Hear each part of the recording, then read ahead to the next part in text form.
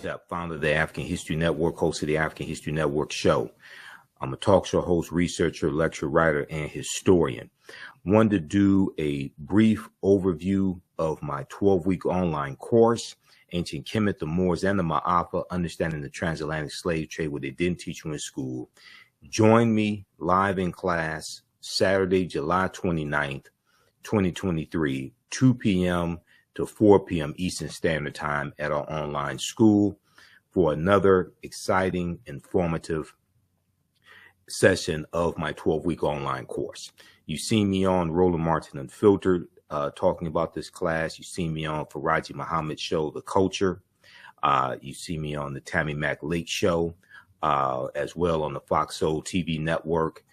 And this is a 12-week online course we deal with thousands of years of history and what leads up to the transatlantic slave trade taking place. So you never look at history the same way again. So in this 12-week online course that I developed and I put together the slideshow, the curriculum, I chose the content. We can't start studying our history in slavery, okay? Even when we study the transatlantic slave trade, which is important to study, we can't start in 1619. And there's a whole lot of talk about 1619 because of the 1619 project and the 400th year anniversary of August 20th, 1619, which we do deal with in the class, but we deal with thousands of years of history that leads up to 1619 as well. We can't start in 1619 in Virginia or in the 1440s when the Portuguese get involved in the transatlantic slave trade. We have to understand the history chronologically and deal with the 800-year occupation of Europe by the Africans known as the Moors, who take the teachings from the Nile Valley region of Africa into the Iberian Peninsula, today known as Spain and Portugal, in 711 AD. And it's going to be these teachings that are going to bring Europe out of the Dark Ages. Okay, they bring Europe out of the Dark Ages. This course not only deals with the transatlantic slave trade, but deals with thousands of years of history that leads up to the transatlantic slave trade taking place. Now, August 20th, 2019 marked the 400th year anniversary of those 20 and odd Africans or 20 and odd Negroes who came into Point Comfort, which was really in Hampton, Virginia, as opposed to Jamestown, Virginia, on August 20th, 1619, on the White Lion pirate ship. And we go in depth and talk about what happened and deal with the fact that you had 350 Africans who were taken from Angola and they were on a slave ship called the San Juan Batista. And the San Juan Batista gets hijacked around Veracruz, Mexico, by two English pirate ships, the White Lion and the Treasurer, okay? And it's going to be the White Lion and the Treasurer. They come into Virginia in August of 1619, and those 29 Africans are going to be on the White Lion pirate ship, Lion, which was an English pirate ship. So the August 20, 1619 marked the 400th year anniversary of those 20 and odd Africans who came into Point Comfort on August 20, 1619, in what would later become the colony of Virginia. Now, this was known as the year of return, as many African Americans were and continue to reconnect to Africa and travel to Ghana or other West African countries. When we discuss the transatlantic slave trade, we have to first understand that African people are the original people of North, Central, and South America and have been in the land that we call the United States of America, or some call Turtle Island, at least 51,700 years. And we use numerous sources in this class. We look at a timeline of history, the book references. There are 100 articles that we look at as well. We have video clips, PowerPoint presentation, etc. Now we see that the teaching of African history has come under attack, and probably unprecedented attack, in the last few years. We see in Florida, especially, the advanced placement African American studies class from the College Board. We see that being banned in the state of Florida. We saw protests take place around that. We see with the anti-critical race laws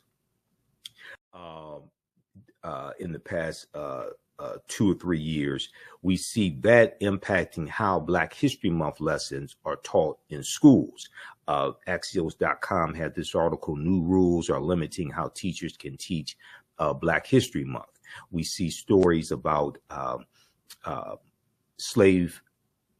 we see stories about lessons dealing with slavery gone wrong, like this article from USA Today, mock slave auctions, racist lessons, how U.S. history class often traumatizes, dehumanizes Black students. So we see different stories like this in the latest attack dealing with the teaching of African American history, once again comes out of Florida in the new social studies standards.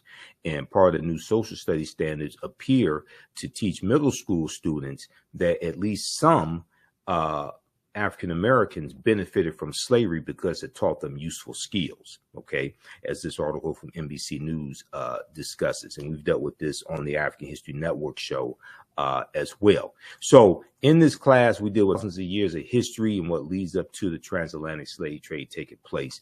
So the 1619 project, even though there is some good information in it, a lot of what we know about those 20 and odd Africans is wrong. And one of the problems with the 1619 project is it does not deal with the African presence in the land we call the United States of America, going back at least 51,700 years ago, which we deal with in the class. And we discussed Dr. David Imhotep's book, The First Americans Were Africans, Documented Evidence, as well as other sources. But this article here from VirginiaMercury.com, much of what we've been told about Virginia 1619 first Africans is wrong. This is from August 11th, 2019. Now, this is a historical marker that is at Fort Monroe in Virginia, and it notes the arrival of the first Africans in Virginia. And in 1619, codified slave laws don't exist in any of the 13 colonies. The first of the 13 colonies to have codified slave laws is Massachusetts in 1641. Okay, and these Africans are going to be put into a form of indentured servitude, and after about 3 to 5 years or so, they're going to be released from that. The Washington Post has a good article that deals with 93 years before 1619. It deals with the settlement that the Spanish tried to set up in the South Carolina, Georgia area. Before 1619, there was 1526. The mystery of the first enslaved Africans in what became the United States. Spanish explorers brought 100 African slaves to a doomed settlement in South Carolina or Georgia. Within weeks, the subjugated revolted, then vanished. Within weeks, the subjugated revolted, then vanished. Be sure to register for this 12-week online course. You can do so at our website, theafricanhistorynetwork.com, theafricanhistorynetwork.com. We have the information right in the thread of the broadcast also. Okay, so one of the sources that we use in the class is Dr. David Imhotep's book, The First Americans Were Africans, Documented Evidence. He's a friend of mine. If you've been following the African History Network and following my show, which has been on the air 13 years, you know, I've interviewed him about 13 times, actually. And this is his first book. His second book is out, The First Americans Were Africans, revised and expanded. So this first book is out of print, okay? But his second book is available for purchase at Amazon.com. And his book deals with, his book is backed by 713 footnotes and 7 peer-reviewed articles. And it documents an African presence in North, Central, and South America dating back at least 56,000 years ago, which would be the Khoisan, who have the oldest DNA on the planet. Page 14 of his book deals with a discovery made by Dr. Albert Goodyear in Allendale County, South Carolina, in 2004. Okay. And Dr. Albert Goodyear and his team found 13 different types of evidence that thoroughly document an African presence in this country dating back at least 51,700 years ago, at least 51,700 years ago. Okay. And these were the Khoisan, the short statured Africans.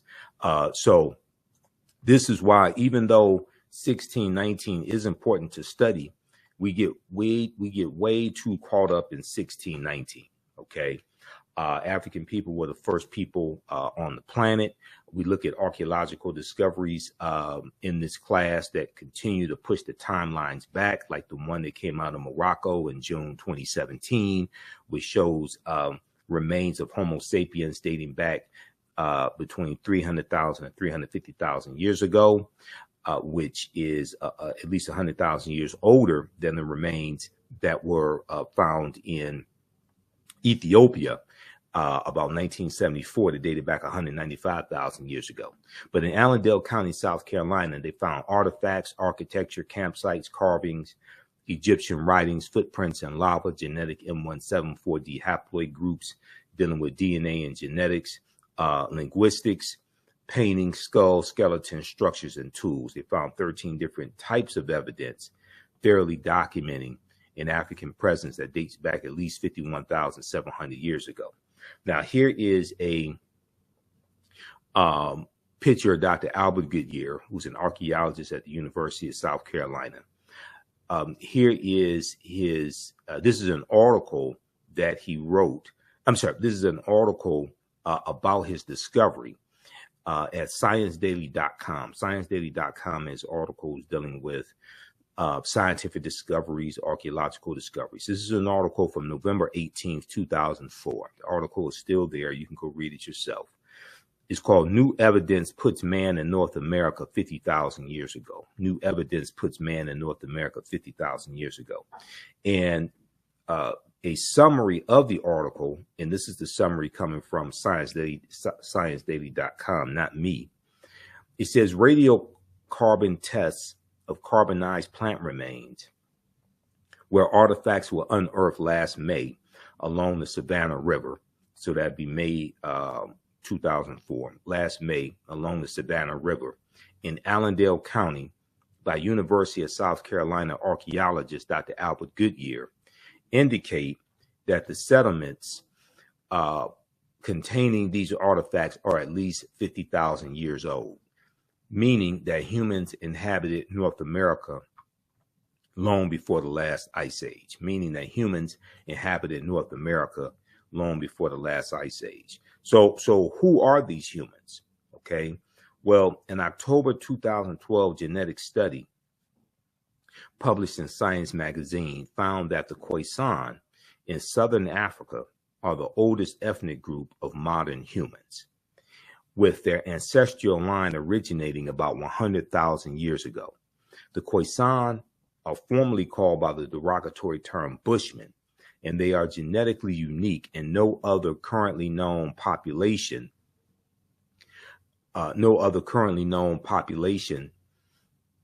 had separated so early from our common modern human ancestor, according to the report. Now, these are two Khoisan women here. These are the short-statured Africans. Now, the Khoisan live mainly in southern Africa in territories spanning Botswana, Namibia, Angola, Zambia, Zimbabwe, and South Africa.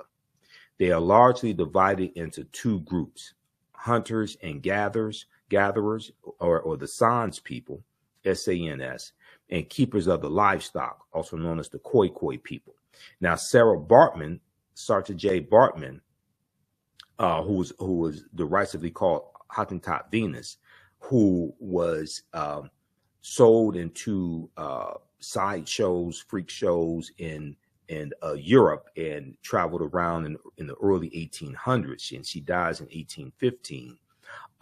Sarah Bartman was Khoisan. Okay.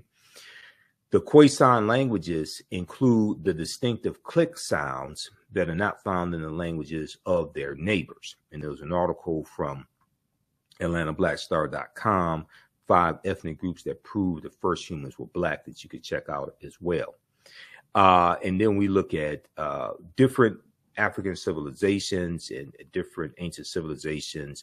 And one of them is, we look at Nubia, or Ta-Nehisi, ancient Kemet, ancient Egypt. We look at the early mound builders, and we look at the Olmecs as well. And we look at excerpts from Dr. David Imhotep's book. Also, the first Americans were Africans, documented evidence. And we know that there are about 1 million mounds that existed in this land that we call the United States of America. There were 1 million Indian mounds in North America. Today, there are only 100,000. Cyrus Thomas, director of the Eastern Mound Division of the Smithsonian Institute Bureau of Ethnology in 1881, said, quote, distinct from the American Indians, end quote. There was a race of mound builders in America distinct from the American Indians, okay? And there are also large erections formerly called Native American mounds, now known to be African mounds, that are shaped like pyramids that are found across North America.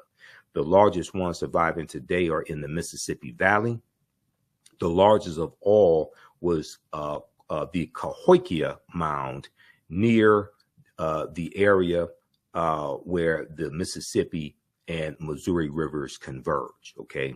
Now, so we go and look at different archaeological discoveries that are causing the scientists and archaeologists and paleontologists to rethink everything. One of those archaeological discoveries was revealed in June of 2017. Now, this is an article from NBCnews.com, and the name of this article is "We're Older Than We Thought. New Find Pushes Human Origin Back 100,000 Years Ago." And this was a discovery made in Morocco, okay, in Morocco. And they found remains of Homo sapiens that date back at least 300,000 to 350,000 years ago. Modern humans evolved much earlier than previously thought, researchers reported. New discoveries at a rich site in Morocco show modern humans were hunting and probably cooking game animals 300,000 years ago. This is 100,000 years earlier than scientists had believed up until now. Now, new discoveries and new dating methods show that, in fact, many of the bones belonging to modern Homo sapiens belonged to modern Homo sapiens, and they lived as far back as 300,000 to 350,000 years ago. Now, the earliest previous Homo sapiens bones, or modern man's bones, date back 195,000 years ago, and they are found clear across the continent in modern day Ethiopia. Taken together, the findings show modern humans were dispersed across Africa long before anyone ever thought. Okay, now that's from June 2017. This discovery here that was reported by the New York Times in their science section, this deals with stone tools found on the Greek island of Crete that date back about at least 130,000 years ago. On Crete, new evidence of very ancient mariners. On Crete, new evidence of very ancient mariners. This is from the New York Times, February 15th, 2010. And it said this discovery here is causing the scientists to rethink everything.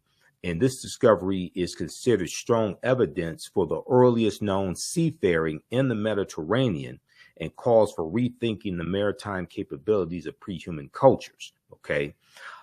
So the deeper they dig, the blacker the planet gets, the more research they do, the older we get. So we go through and look at history chronologically and see what leads up to the transatlantic slave trade taking place, which begins in the early 1440s. We look at civilizations like ancient Nubia or Ta-Nehisi, which dates back to about 4,500 BCE, before the Common Era of BC. Ancient Nubia or Ta-Seti, or also called Ta-Nehisi, and that region would be known as Kush, K-U-S-H, was a region along the Nile River located in northern Sudan and southern Egypt. So the lower portion of what is today Egypt and the upper portion of the Sudan is where Nubia was in ancient times, okay?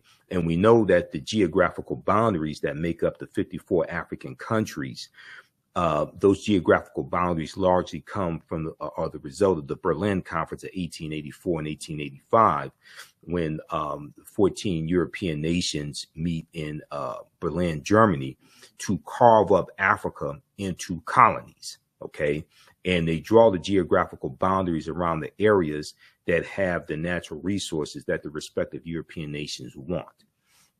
Now, known for rich deposits of gold, Nubia was a major trading port for luxury goods that came from sub-Saharan Africa, such as incense, ivory, and ebony.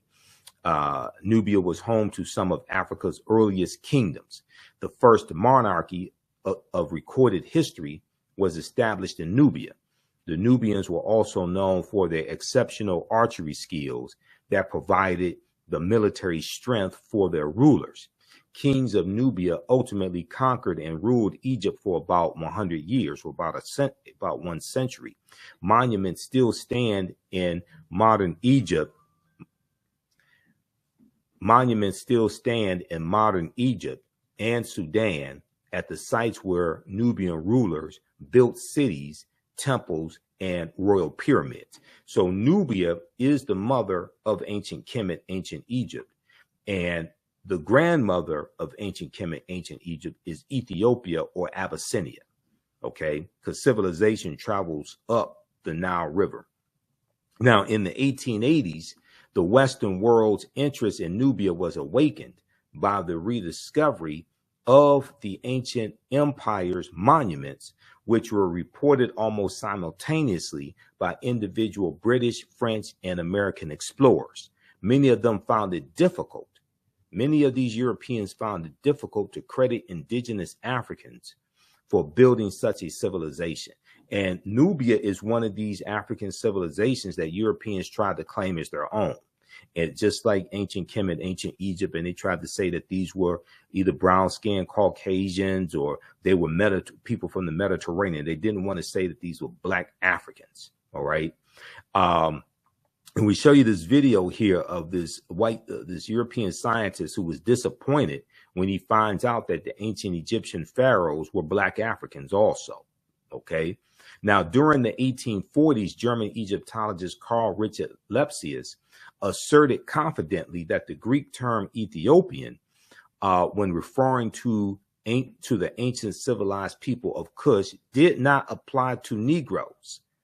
He said the Greek term Ethiopian did not apply to Negroes, but was used to describe reddish-skinned people closely related to the Egyptians who, quote, belonged to the Caucasian race, end quote. So they did everything they could to try to explain away this African greatness, okay? Now, ancient Egypt is the first major civilization in Africa for which records are abundant. It was not, however, Africa's first kingdom. A May 1st, 1979 New York Times front page article written by journalist Boyce Rensberger reported, quote, evidence of the oldest recognizable monarchy in human history preceding the rise of the earliest Egyptian kings by several generations has been discovered in artifacts from ancient Nubia. Okay, so we take you through our history. We look at these different African kingdoms and civilizations. We look at the Punic Wars and Hannibal Barca, who was Carthaginian, who was Black African, one of the greatest military strategists in history. We look at the Battle of Cannae in 216 BC. We look at Hannibal fighting against the Romans, and we look at Carthage, which existed from 813 BCE to 146 BCE. We know Rome was going to destroy Carthage. And what's interesting is that historically, Hannibal Barca was portrayed as an African, portrayed as a Black African. There was no question. In his book, World's Great Men of Color, Volume 1, history scholar J.A. Rogers asserts, quote, the Carthaginians were descendants of the Phoenicians. The Carthaginians were descendants of the Phoenicians, a Negroid people, and that, in fact, until the rise of the doctrine of white superiority, Hannibal Barca was traditionally known as a black man, end quote. Today, many encyclopedias classify the Carthaginians as whites or Semites, but ancient Greek and Roman eyewitness accounts paint a different picture. The indigenous peoples of Carthage were called the Afers, A-F-E-R-S. The indigenous people of Carthage were called the Afers.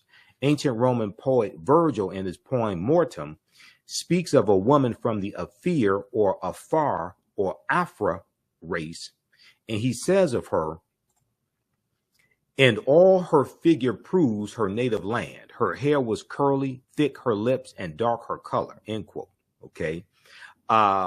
In Library of History book 20, Greek historian Diodorus mentions a Greek lieutenant named Agathocles, who defeated a people in the area of present-day Tunisia who were the same hue as Ethiopians.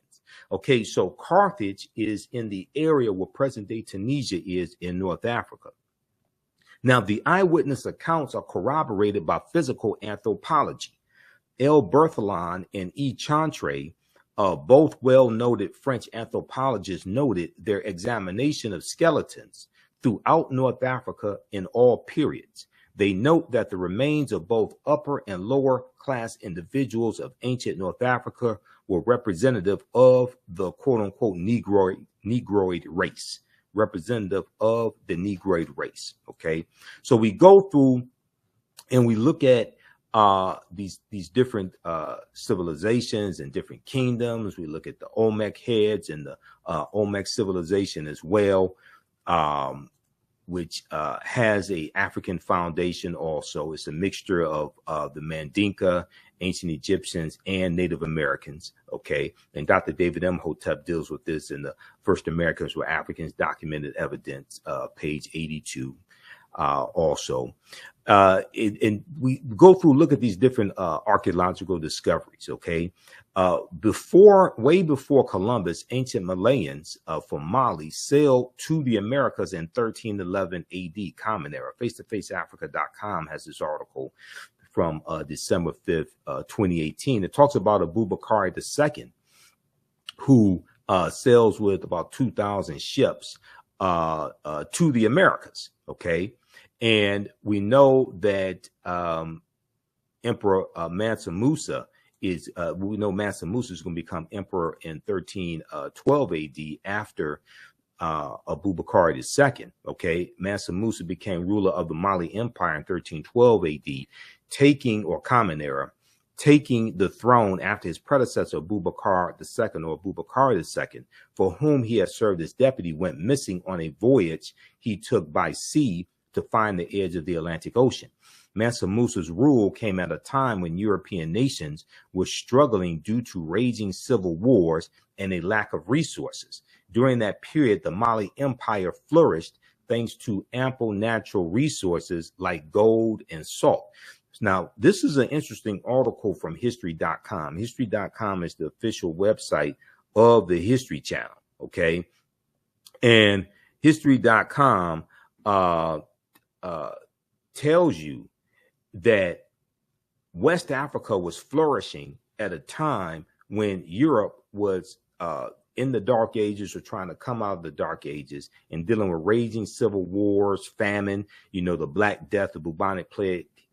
The bubonic plague hits in 1347 in spurts, and 1347 to 1400, Europe loses between 1/4 to 1/3 of their population. Okay, so this relates to the film Black Panther and T'Challa, who is the richest man in the Marvel comic universe.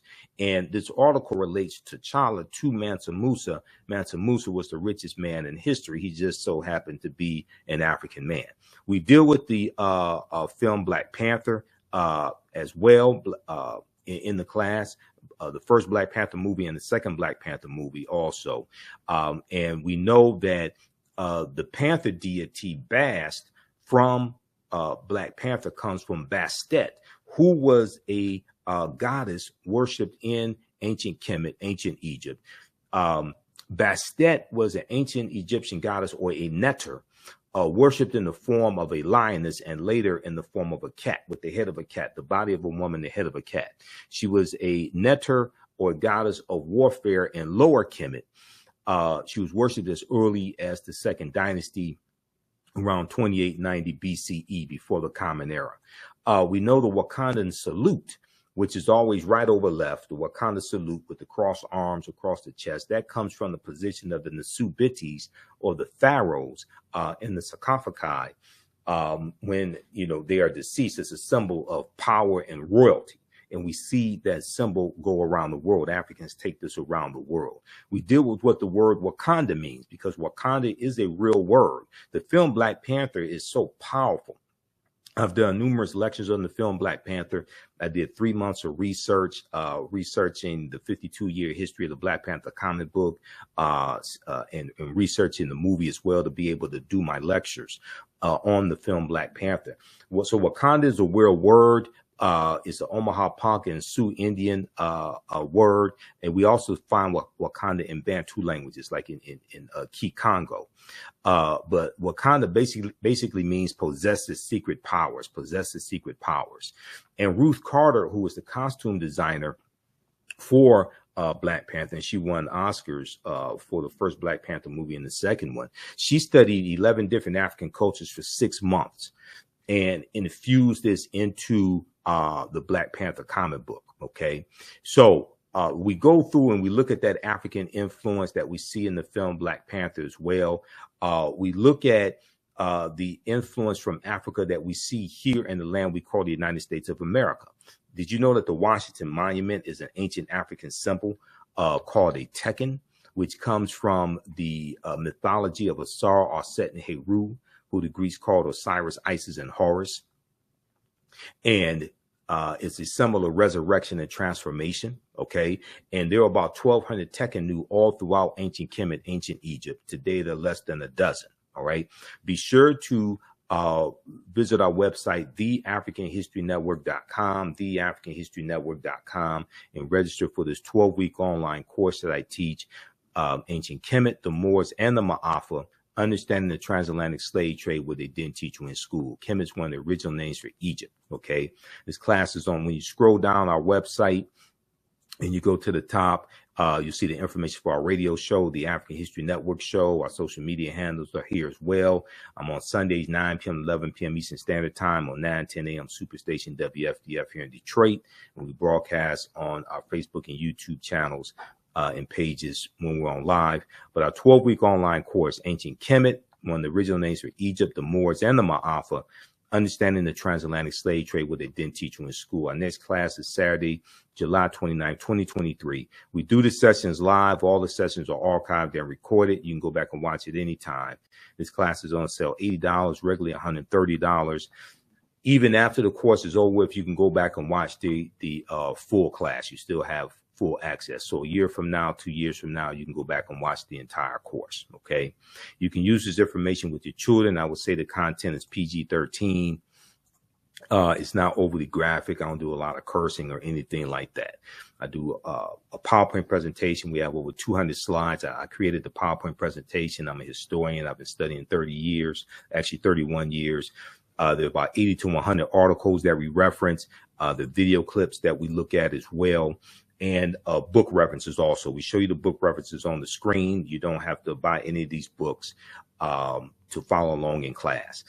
This was an excellent article here from face-to-faceafrica.com that dealt with Tekkenu that were taken from Egypt and taken into London, England, Paris, France, and New York City. Okay. Ancient Egyptians called obelisks Tekkenu, and they were also used to tell time in the past. Okay. Currently, Cleopatra's Needle is the name given to 3 ancient Egyptian obelisks, one in New York City, one in London, England, and one in Paris, France. Read this article here from face-to-faceafrica.com, Cleopatra's Needle, how 3 ancient Egyptian obelisks ended up in New York City, London, and Paris. Okay. And they, the Tekken, or the obelisk, comes from the mythology of Asar, Aset, and Heru, who the Greeks called Osiris, Isis, and Horus. There are approximately 1,200 Tekhenu built in ancient Kemet, but only about a dozen are found today. Many of the Tekhenu removed from Egypt are now in Istanbul, Turkey, London, England, Paris, France, Berlin, Germany, New York, Rome, Italy, Vatican City, and elsewhere throughout the world. The Tekhenu are now called obelisks by their new owners, and few people know their origin or that they symbolize the resurrection of the African king Asar, okay, who the Greeks called Osiris. In Egypt on the Potomac by one of my friends, Tony Browder, he deals with this information. We also deal with Freemasonry and the origins of Freemasonry, because the foundation of Freemasonry comes from the teachings in ancient Kemet, ancient Egypt. The word Mason is derived from the Latin words mass and sun. Mason means child of light and expresses the desire to pursue light, which is a metaphor for the sun, which symbolizes knowledge. The term child of light or sons and daughters of light was first used to identify students who had completed 42 years of study in the temples of ancient Kemet, ancient Egypt. Many Masonic temples were modeled after the temples of ancient Kemet, places where light or knowledge was imparted in a series of steps or degrees. So many Masonic temples were modeled after the temples of ancient Kemet, ancient Egypt, places where light or knowledge was imparted in a series of steps or degrees. So the concept of going to an institution of higher learning and getting your credentials in a series of degrees, associate's degree, bachelor's degree, master's degree, PhD, etc. That concept comes out of ancient Africa, the Nile Valley region of Africa. The concept of the liberal arts, and George G.M. James in Stolen Legacy deals with the several liberal arts, and he talks about the trivium and the quadrivium, all of that. That comes out of ancient Africa. Tony Browder deals with this on pages 18 and 32 of Egypt on the Potomac. Now, Masonic temples are considered houses of light or temples of learning. The term Mason or child of light is a direct reference to the highest degree of the ancient Kemetic or ancient Egyptian education system. The 33 degrees of instruction within Freemasonry represent a fraction of the 360 degrees of instruction that comprise the ancient Kemetic system of education. Yet, with less than 10% of the wisdom of ancient Kemet, Freemasons have held positions of influence and power throughout the world for over 200 years. So this is also from Egypt on the Potomac by Tony Browder, which is one of the books that we use in the class. So we take you throughout history. We look at things like, why is Christmas celebrated on December 25th? Now, some of this information may go outside the circumference of some people's awareness. Just because you never heard it before, disagree with it, or don't like it, does not mean it's not true. It just means you have to do some research to understand what we're talking about. Because nowhere in the biblical text does it state that Yeshua or Jesus the Christ was born on December 25th. And this deals with astronomy, okay, and deals with the winter solstice. We look at things like Black Pete, Joie de Piet, who was a Moor and who was the sidekick to Sinterklaas and who's worshipped in Holland and in the Netherlands. And in early November each year, they have this celebration and this parade of Sinterklaas coming from Spain into the Netherlands with Black Pete. And they have white people who dress up in blackface and put on Afro wigs, who are said to be this African Moor, Black Pete, Joie de Piet. Okay. We deal with the 800-year occupation of Europe by the Africans known as the Moors, who go from North Africa, go from Morocco right into the Iberian Peninsula, today known as Spain and Portugal. They're going to conquer the southern portion of Spain and settle there. They call it Al-Andalus, okay? And then they're going to go all throughout Europe as well, and to various extents Africanize Europe. Who were the Moors? So the Moors' ancestors were known as the Garamantes. These were Black African people living throughout North Africa. Hannibal Barca was Garamantes, as well as St. Augustine. George G.M. James in the book Stolen Legacy said that the Moors were the custodians of the ancient Egyptian mystery system. So we go through and look at the Moors and their influence in Europe throughout history. We look at things like Saint Maurice, who became a patron saint to Germany as well. We look at sources from Ranoko Rashidi and Dr. Jose Pimenta Bay. One of the books we use is Golden Age of the Moor, edited by Dr. Ivan van Sertima. We know 711 AD, General Tariq ibn Ziyad goes into the Iberian Peninsula and is going to conquer. They defeat the Vandals and the Visigoths, And this is tied to the fall of the western portion of the Roman Empire in 476 AD that gets crushed by those barbarians, the Vandals and the Visigoths. We look at things like, why are there Moors' heads on these national flags from Corsica and Sardinia? Okay, Corsica is a French island in the Mediterranean. Sardinia is an Italian island in the Mediterranean. So we go through, look at this history chronologically.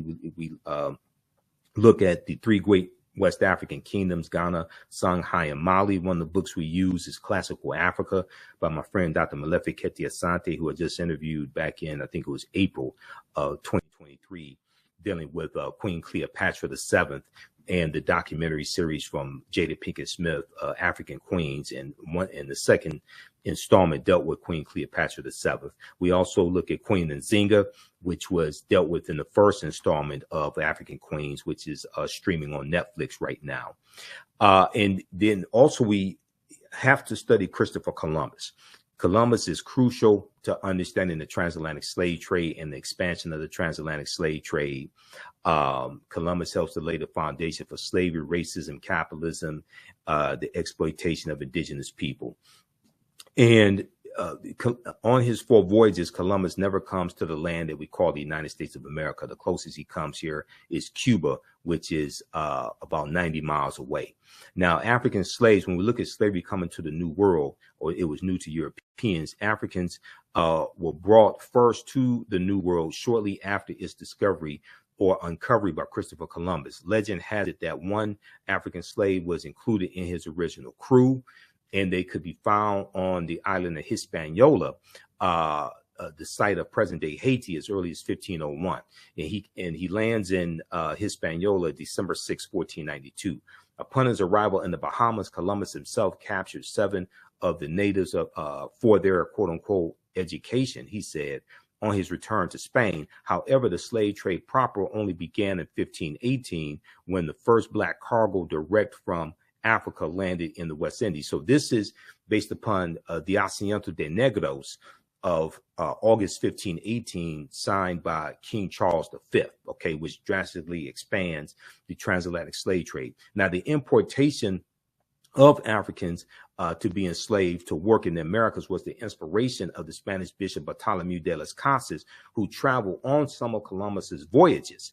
And his support for African slavery was motivated by humanitarian concerns. He later quickly reversed course and said that was wrong, and he worked the rest of his life to abolish slavery, but it was pretty much too late by then. He said that the Native Americans have suffered enough and that they need to try to save their souls, but to enslave African people. He argued that the enslavement of Africans and even some whites, proving that in the early period, slavery did not operate according to exclusive racial demarcations, would save the indigenous American Indian populations, which were not only dying out but engaging in large-scale resistance as they opposed their excessively harsh conditions. As a result, King Charles V, then King of Spain, agreed to the Asiento de Negros, or slave trading license, which he signed in August of 1518, which later represented the most coveted prize in European wars, as it gave to those who possessed it a monopoly in slave trafficking. Okay, so we take you throughout history and look at this. We look at some of the skills, trades, and crafts that African people had in this country from 1619 to 1865. There are at least 262 skills, trades, and crafts that African people had in this country. And the book by James Newton and Ronald Lewis, The Other Slaves, Mechanics, Artisans, and Craftsmen, which came out in 1978, documents this. There are also studies that show how studying African history improves the academics of our children. There was an article from the root.com, New Studies find that positive feelings about Blackness improve academic performance for Black girls. This is from January 10th, 2018. And then there was a study, Black teens with racial pride do better in school.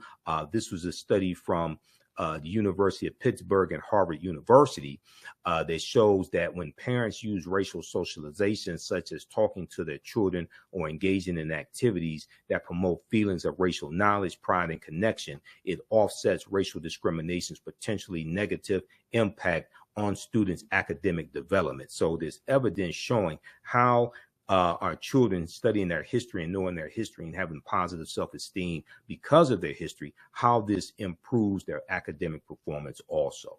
So register for this 12-week online course that I teach. As soon as you register, there's content that you can start watching right now. It's at our website, theafricanhistorynetwork.com. I teach the class. You've seen some of my videos, most likely. Follow us on our Facebook fan page, The African History Network, and my YouTube channel, Michael Imhotep, Imhotep. Join us in our next class, Saturday, 2 p.m. to 4 p.m. Eastern Standard Time. The full course is on sale, $80, regularly $130 right now. You never look at history the same way. Remember, right knowledge corrects wrong behavior. It's not over till we win. Wakanda forever.